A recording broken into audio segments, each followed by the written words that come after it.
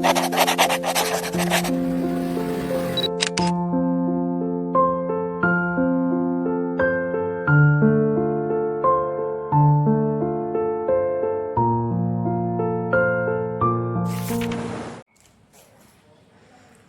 Guys, welcome back to your channel.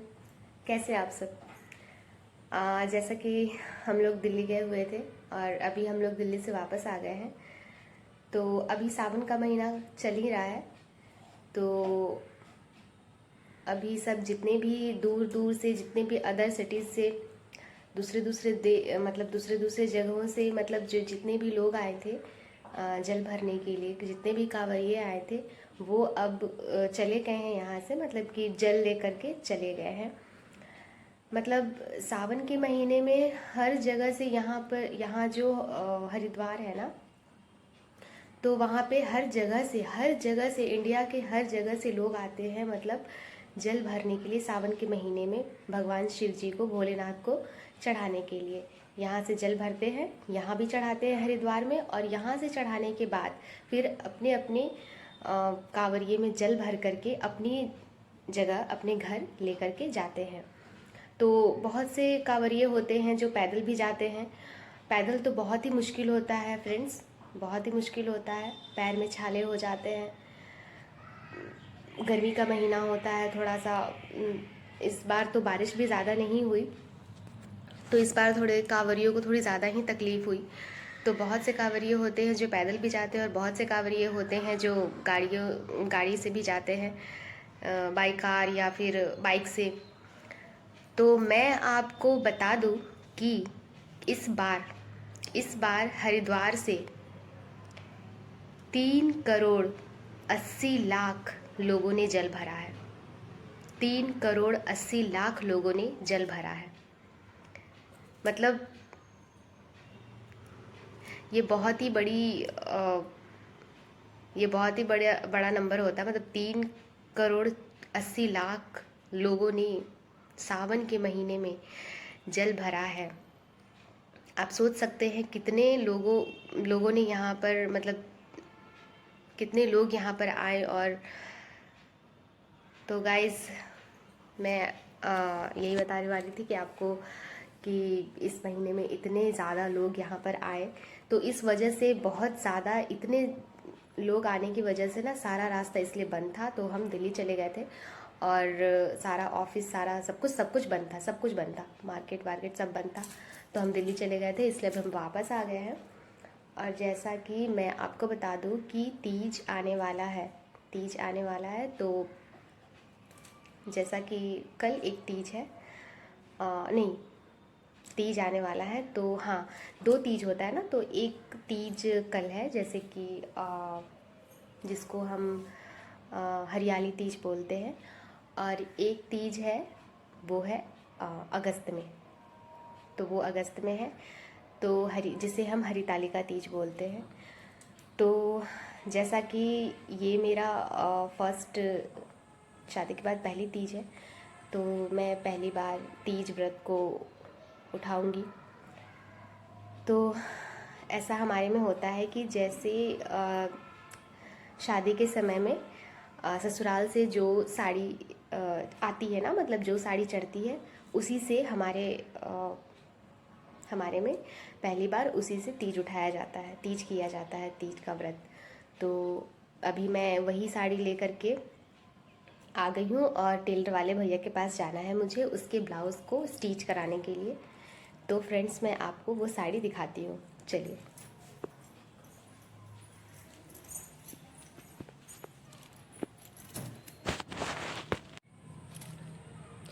तो friends, ये है वो साड़ी।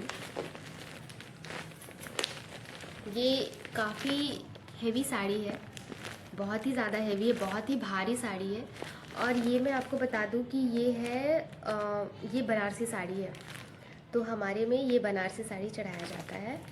तो ये वही साड़ी है, और ये काफ़ी हेवी साड़ी है फ्रेंड्स। ये गाइस बहुत भारी होता है, ये उठता भी नहीं, ये बहुत भारी होता है। तो पता नहीं आप लोगों को अच्छे से दिख रहा होगा या नहीं, बट मैं कोशिश कर रही हूँ आपको अच्छे से दिखाने के लिए। मैं आपको दिखाती हूँ।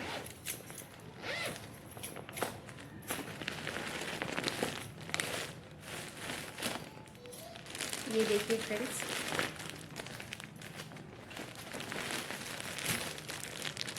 ये इस तरीके से ये साड़ी है। इसका कलर भी बहुत ही प्यारा है, कलर बहुत प्यारा है गाइस। ये इसकी बॉर्डर की लेंथ देखिए, इसकी बॉर्डर की लंबाई जो है यहाँ से यहाँ तक है ये लंबाई। तो इसकी बॉर्डर भी काफ़ी हैवी बॉर्डर है और पूरे साड़ी में इस तरह का वर्क है, इस तरह का वर्क है। तो ये बहुत ही प्यारा साड़ी है, बहुत ही सुंदर कलर है। मुझे ये साड़ी बहुत पसंद है फ्रेंड्स, बहुत ही मुझे पसंद आया ये साड़ी, देखिए। तो अब इसका जो है ब्लाउज़ स्टिच कराना है मुझे,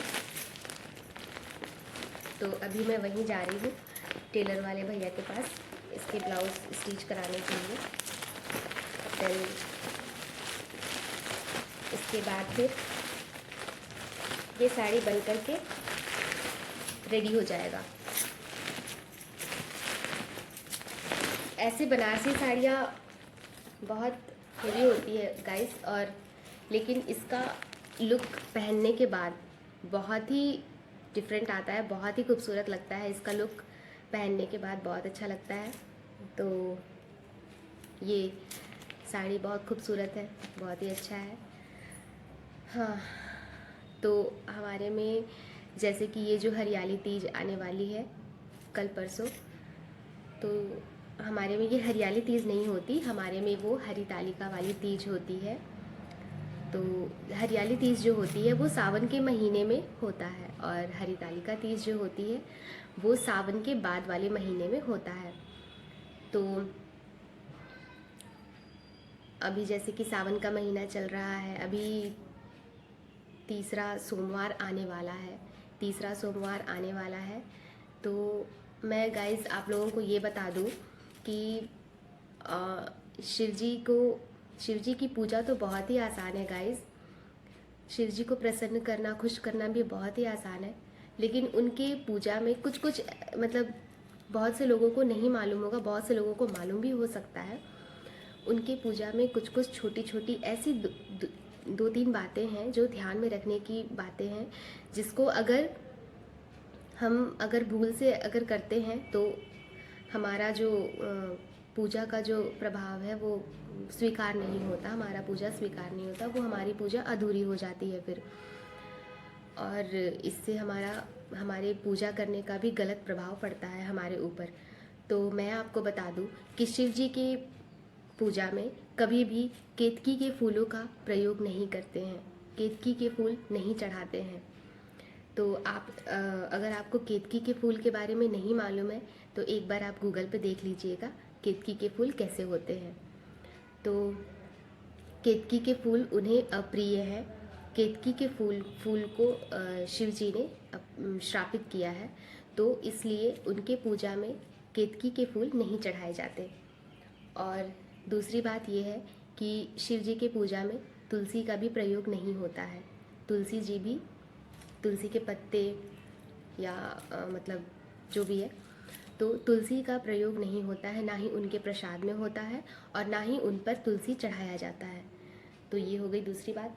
और तीसरी बात ये है कि गाइस, कि अगर शिव जी की अगर हम परिक्रमा करते हैं ना पूजा के दौरान, तो शिव जी की परिक्रमा हमें पूरी नहीं करनी है। शिव जी की परिक्रमा कभी भी आधी करनी चाहिए। आप जिस तरफ से घूम के जाते हैं ना, वहीं से आपको आधे पर रुक करके वहीं से लौट करके आना है। कभी भी शिव जी की परिक्रमा पूरी नहीं करते, क्योंकि शिव जी पर जो जल चढ़ता है और जो भी प्रसाद या फूल चढ़ते हैं ना, उसको कभी भी लांघा नहीं जाता है। तो ये हो गई तीसरी बात। और चौथी बात ये है कि शिव जी की पूजा में शंख से जल नहीं चढ़ाया जाता। शंख से जल नहीं चढ़ाते हैं शिव जी को। तो ये हो गई चौथी बात। और पांचवी बात ये है कि शिव जी को नारियल अगर हम चढ़ाते हैं तो नारियल का जल हमें शिव के ऊपर नहीं चढ़ाना है। हमें भोलेनाथ के ऊपर नारियल का जल नहीं चढ़ाना चाहिए। नारियल जो होता है नारियल माता लक्ष्मी का प्रतीक होता है, तो नारियल को श्रीफल भी बोलते हैं। तो नारियल का जो जल होता है, आप कहीं और नारियल को फोड़िए और उसके जल को लेकिन शिव के ऊपर, शिव जी के ऊपर नहीं चढ़ाइए। तो ये हो गई 5वीं बात। तो फ्रेंड्स, मैं आपको यही बता रही थी कि शिव जी की पूजा में ये थोड़ी थोड़ी छोटी छोटी बातें जो हैं वो ध्यान रखने वाली है। बाकी जो आप जो चढ़ाते हैं बेलपत्र, तो उनकी पूजा में बहुत ही ज़रूरी होता है, बहुत ही महत्वपूर्ण होता है। बेलपत्र चढ़ाइए, दूध से अभिषेक करिए, शहद से अभिषेक करिए, दही से अभिषेक करिए, गंगा जल से अभिषेक करिए।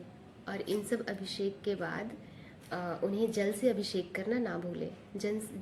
अंतिम में जल से अभिषेक उन्हें किया जाता है, गंगा जल से।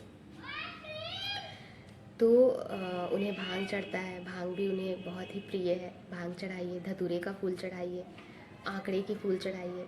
आंकड़े आप लोगों को मालूम होगा, और जिनको आंकड़े के फूल नहीं मालूम है वो गूगल पे देख लीजिएगा, वो बहुत ही आसानी से मिल जाते हैं। तो आंकड़े के फूल चढ़ाइए। तो शिव जी की पूजा में यही सब ध्यान रखने वाली बातें हैं। तो चलिए फ्रेंड्स, अब मैं चलती हूँ टेलर वाले भैया के पास। मुझे ब्लाउज़ देना है उन्हें स्टिच करने के लिए। तो फिर चलिए। हाय, हेलो, कैसी हो? म्याऊ म्याऊ।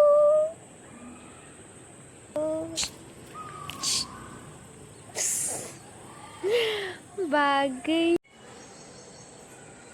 तो गाइस, भाग गई, वो बिल्ली थी। और यहाँ नीचे बगल के प्लॉट में बैठी हुई थी, तो चली गई वो डर से। और गाइस, मैं अभी अभी टेलर भैया को अपनी वो साड़ी देकर के आ गई हूँ। और वो एक्चुअली वो साड़ी, जैसे कि मैंने आपको बताया, वो साड़ी मुझे शादी के टाइम पे मुझे वो मतलब मुझे ससुराल की तरफ से वो साड़ी मिला है। तो मैंने वो साड़ी दे दिया है, और 3-4 दिनों में वो ब्लाउज़ भी स्टिच होकर के तैयार होकर के आ जाएगा। तो देन तब तक के लिए चलिए वेट करते हैं ब्लाउज़ के स्टिच होने का। और उसके बाद फिर अब शाम भी हो चुकी है, तो चलिए फिर अब आज का ब्लॉग मैं यहीं ख़त्म करती हूँ। तो जहाँ भी रहिए खुश रहिए। चलिए, और चैनल को सब्सक्राइब करना ना भूलिए, लाइक करना ना भूलिए। चलिए, बाय बाय।